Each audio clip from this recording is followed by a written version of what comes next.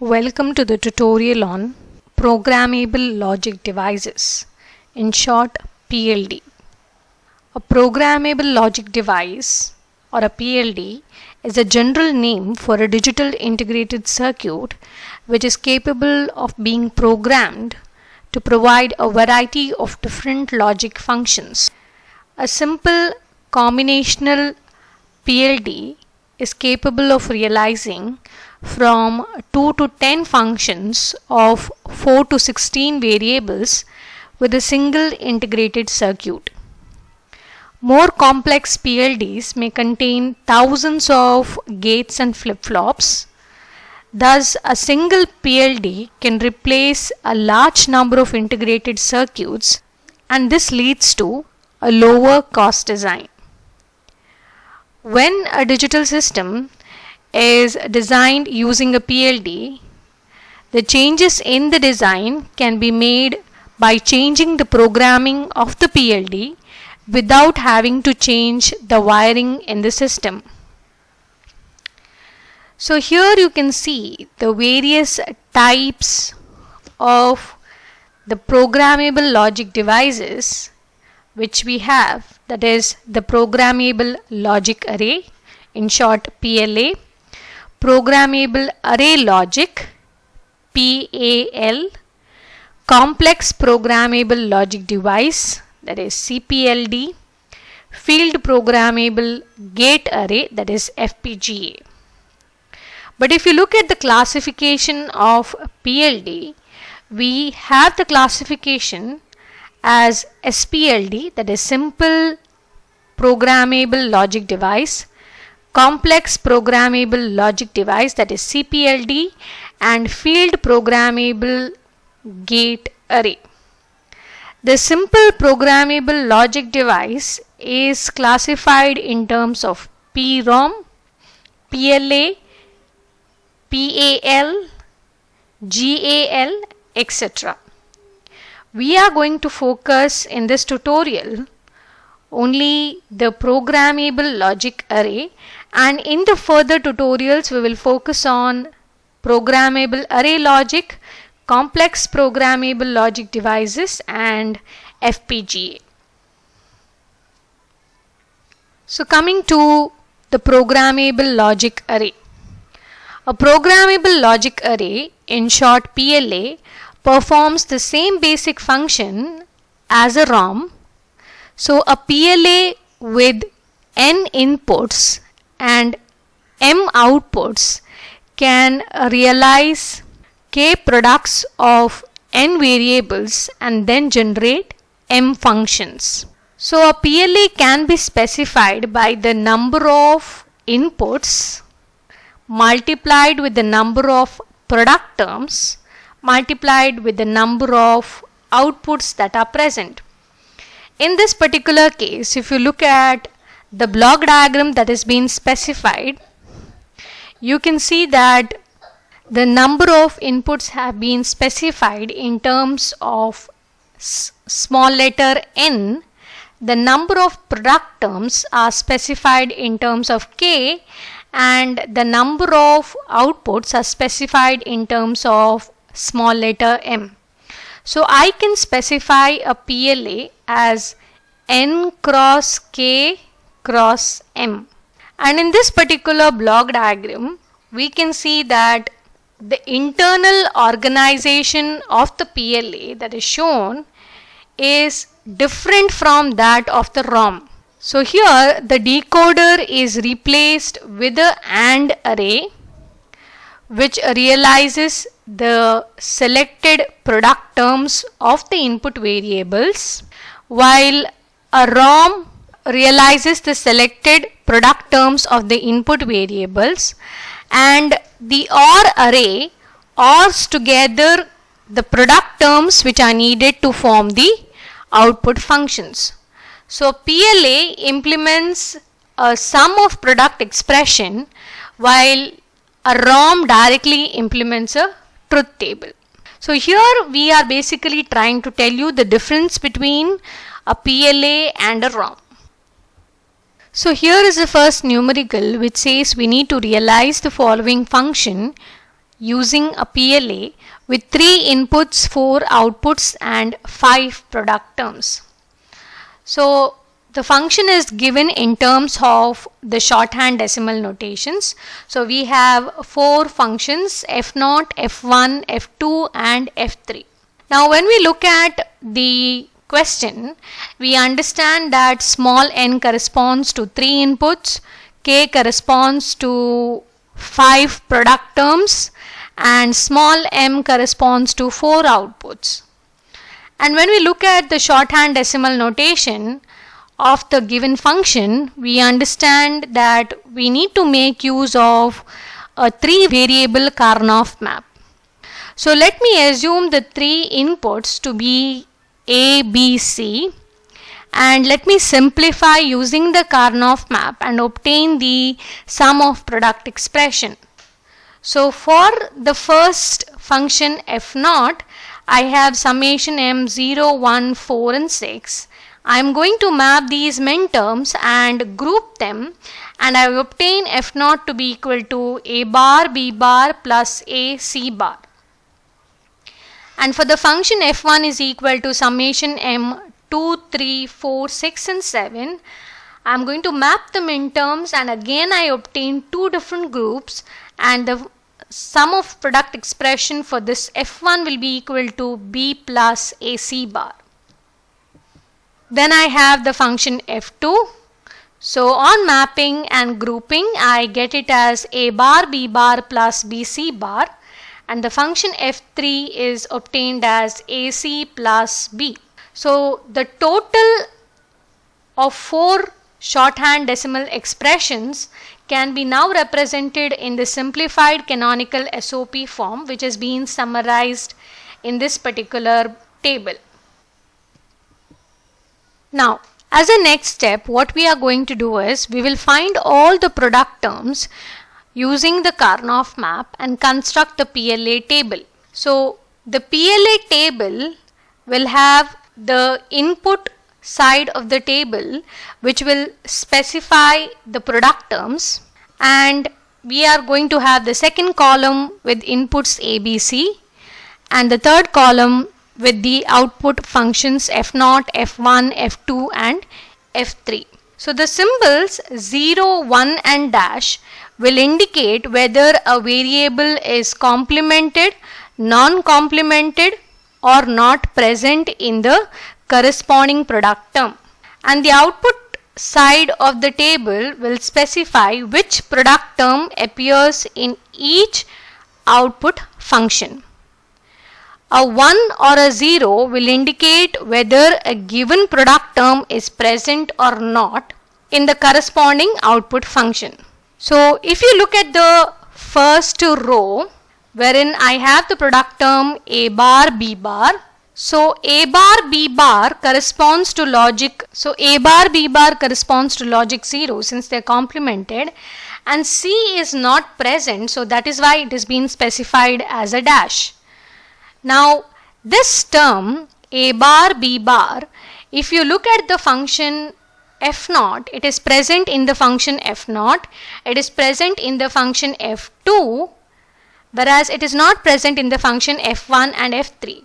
So corresponding to the outputs, for f0 I am going to write it as logic 1 and f2 will be equal to logic 1, whereas f1 and f3 will be equal to logic 0. So I am going to repeat the same for all the product terms that we have obtained in the 4 functions. So you can see the next term that I have is AC bar, and this is represented as 1 dash 0, and this term is present in f0 and it is present in f1, whereas it is not present in f2 and f3, so that is why this becomes logic 0. The term B is present in f1 and f3, so that is why you have it as 0 1 0 1, whereas BC dash is present only in f2 and AC is present only in f3. So this completes the PLA table. So from the PLA table we can obtain the AND or equivalent circuit. If you remember the block diagram of the PLA, we had specified the input lines, we had specified the product terms, and we had specified the output lines. So this input lines was represented as small m, product lines was represented as k, and output lines was specified as m. So we had an AND array and we had an OR array which was being combined. So the same thing we are going to illustrate here for the example that we have just implemented. So what we are going to do is the product terms will be formed in the AND array by connecting the switching elements at appropriate points in the array. So for example, what we are going to do is, if we want to form A bar, B bar, we need to also have the complement in the AND array. So we have used a NOT gate here, and we are using the AND gates so that we obtain the product terms. So the various product terms will be obtained by using the AND gate, and from the function that we have seen earlier, we know that F0 will be A bar, B bar plus AC bar. So this OR operation corresponds to the OR gate. So we are using the OR gate and we are trying to combine the various product terms using the OR gate. So you can see F0 is equal to A bar, B bar plus AC bar. F1 is equal to AC bar plus B. F2 is equal to A bar, B bar plus BC bar, and F3 is equal to B plus AC. So this corresponds to the OR array and this corresponds to the AND array. Now in a similar manner, let us try to solve the second numerical, and in this they have specified that using the PLA with 4 inputs, 3 outputs and 6 product terms, we need to realize F1, F2 and F3. They have given us the question in terms of an SOP equation. So we don't have to again form the Karnaugh map and simplify. No. We have to directly start with the construction of the PLA table.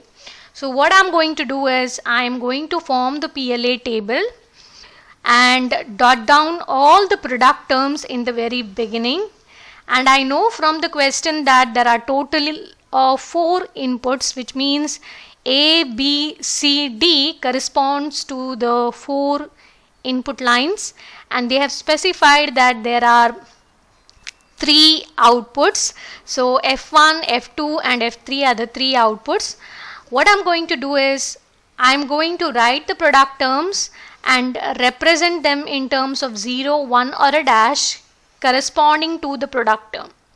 So you can see here A bar, BD, A bar corresponds to 0, B corresponds to 1, C is missing, so that is why it's a dash, and D is logic 1. And this term A bar BD is present in F1 and it is present in F2. That is why at the output line both of them are at logic 1, whereas it is not present in F3. That is why it is logic 0. Clearly you can see that I have highlighted A bar BD in a red color. Same thing applies for ABD. You have 1 1 dash 1, and this product term is present in F1 and F3. A B bar C bar is present in F1 and F3, whereas B bar C and C as well as BC are unique to F1, F2 and F3. Using this PLA table, we can easily construct the AND OR equivalent circuit. If you observe in this particular circuit, this circuit looks little different in comparison to the previous one. In the previous one, what we had done is that we had drawn the OR gates and the AND gates. Whereas here, I am going to just place a dot to show the interconnection of various elements. So if you observe here, I have the term A bar BD. So I know that I require A bar, so a dot is placed here. Then I require BD, so I have placed a dot here. So dot here. So this gives me A bar BD. For A BD, I have placed a dot at A, B and D. A, B bar, C bar, A, B bar, C bar. B bar C is B bar and C. C is only a dot here. BC is B and C. When you come to the OR output, I know that for F1, if you look at the initial expression, for F1 you have the terms A bar BD, ABD, AB bar, C bar plus B bar C. So all the first four product terms are present. So that is why all the first four product terms have an interconnection and I can obtain the function F1. For F2 I have the term A bar, BD and C, so that is why I obtain F2, and for F3 I have the three terms ABD, AB bar, C bar and BC. So this is another way of representing a PLA structure, unlike the one which we have seen previously wherein we had used the AND gates and the OR gates. Now coming to the other types of PLAs. We have two main types, that is mask programmable PLA and the field programmable PLAs which are available. The mask programmable type is programmed at the time of the manufacture in a manner similar to the mask programmable ROMs, whereas the field programmable logic array, that is FPLA, has programmable interconnection points that use electronic charges to store a pattern in the AND and OR arrays. And FPLA with 16 inputs, 48 product terms and 8 outputs can be programmed to implement 8 functions of 16 variables, provided that the total number of product terms does not exceed 48. So in general, when the number of input variables is small, a PROM may be more economical to use than a PLA. However, when the number of input variables is large, PLAs can provide a more economic solution than the PROMs. For example, say to realize 8 functions of 24 variables would require a PROM with over 16 million 8-bit words. Because PROMs of this size are not readily available, the functions would have to be decomposed so that they could be realized using a number of smaller PROMs. The same 8 functions of 24 variables can be easily realized using a single PLA, provided that a total number of product terms is small. So if more terms are required, the output of several PLAs can be ORed together. Now coming to the basic difference between a PROM, PAL, that is programmable array logic, and programmable logic array. If you see this particular slide, you can see clearly the 3 block diagrams that I have mentioned, because we will be studying what is a PAL in the further tutorials.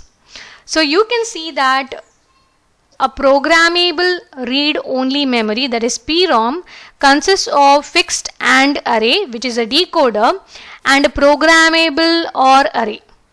Whereas a programmable logic array consists of programmable AND array and a programmable OR array.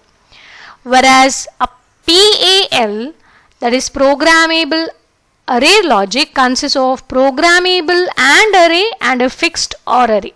So this block diagram gives you the difference between PROM, PAL and PLA.